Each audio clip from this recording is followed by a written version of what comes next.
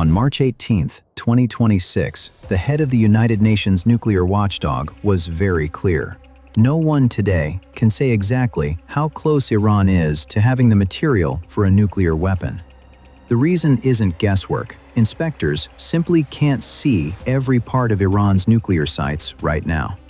This isn't about fear or hype.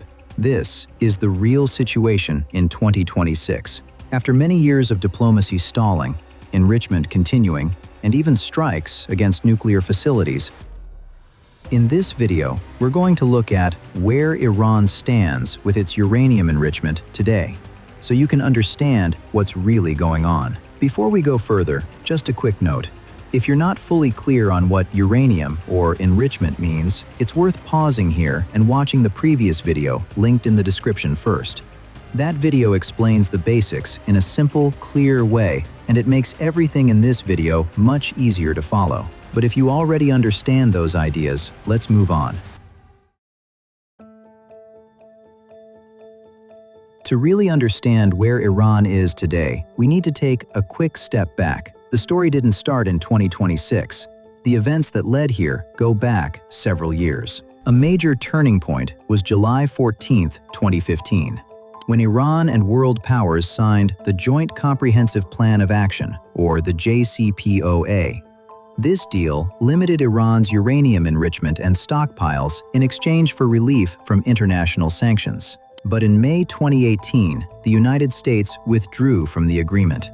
After that, Iran started gradually exceeding the limits set by the JCPOA. By early 2021, Iran's parliament passed a law requiring enrichment levels well beyond the previous limits. The country then began producing uranium enriched far above what the deal had allowed. This change is critical. It's the main reason why Iran's nuclear program today is closer to material that could be used for weapons than at any point during the JCPOA years. So now that you understand how Iran's nuclear program shifted, let's talk about the actual numbers, what Iran has built up, and what it means right now. By mid-2025, right before the clashes and airstrikes, Iran's stockpile of uranium enriched to about 60% purity had grown to roughly 408 kilograms. This level of enrichment is much higher than what most civilian programs use, and it sits just below the level usually associated with weapons, though it's not a weapon by itself. Here's why that matters. As we mentioned in the previous video, uranium at 60% is closer to the kind of material a weapon could use than the low-enriched fuel used in power plants. But having this material stored doesn't instantly mean a bomb is in hand, especially now. Inspectors and experts have pointed out that producing and handling weapon-grade material still requires intact facilities and a lot of technical work. And in 2025, those facilities were damaged or disrupted by strikes and conflict. And Iran's cooperation with international inspectors has been limited. Because of those strikes, along with underground and spread-out facilities, inspectors and external analysts do not have a clear picture of where all of that enriched uranium is stored, or how intact the infrastructure remains. Some of the material may have been moved, others may still sit under damaged plants. So yes, Iran still had a large stockpile of higher enriched uranium before the strikes, but the damage to key sites and the uncertainty about where everything now is means the situation isn't as simple as they have a bomb tomorrow. It's complicated, and that's why experts stress both the numbers and the physical condition of the facilities. After all of this came June 2025, when Israel carried out airstrikes on several of Iran's enrichment facilities, including Natanz and other sites with support from US intelligence. It is reported that these strikes hit key parts of the infrastructure that were actually turning raw uranium into more highly enriched material. Independent analysts say these attacks severely damaged Iran's active enrichment capacity. Many centrifuges, the machines that spin uranium to raise its purity, were destroyed or knocked out of action, and critical parts of the enrichment and research sites were damaged. Because of that damage, Iran's ability to quickly restart production of enriched material slowed down. After the strikes, experts were no longer talking about Iran being able to move from its existing stockpile to a weapon-ready level in really short order. The system just wasn't in the shape it used to be. At the same time, inspectors from the International Atomic Energy Agency, the IAEA,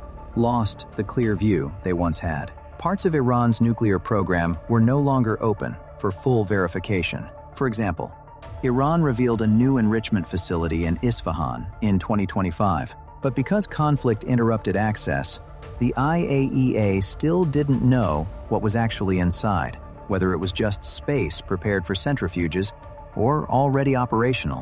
What this means, in simple terms, is this: we really don't have a solid, confirmed picture right now. Without full access to inspect all sites, the IAEA cannot reliably say how much enrichment is actually going on, or exactly where enriched material is stored. To put it plainly, we don't know for certain what Iran's current output really looks like. Any headline that says, "Iran is X weeks or months away," has to be taken with caution, because nobody on the outside has full, verified data at this moment. Even with all the uncertainty today, it helps to look back to just before the 2025 strikes, because that's when we had a clearer picture of Iran's enrichment program. Independent experts examined Iran's stockpile and enrichment capacity. They concluded that technically, Iran could have made enough material for a basic nuclear weapon in about 6 months or less. This wasn't about intentions, just what the machines and material could do at that time. But there are two important things to keep in mind. That estimate was before the 2025 strikes, which damaged major enrichment sites and slowed production.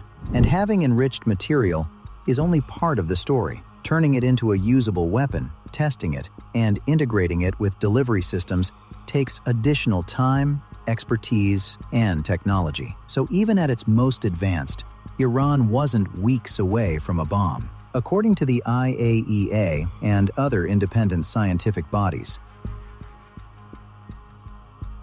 in early 2026, political statements have stirred debate. Some leaders claimed Iran no longer has enrichment capacity, while others emphasized that Iran must stop enrichment and surrender nuclear dust. But here's the reality: political claims do not equal verified facts. The IAEA, which is the neutral international authority, has not confirmed these statements. Inspectors still cannot fully verify every site, so we don't have a complete picture of Iran's enrichment output. It's time for Fact Say Confidence Score.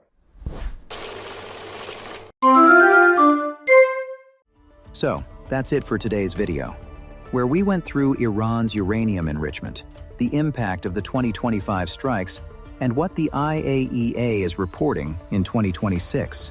Now, here's something to think about, and I really want your take in the comments.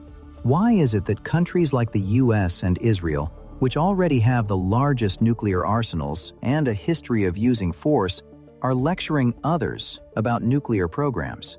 Also, I'd love to hear from you. See you in the next video. Till then, bye.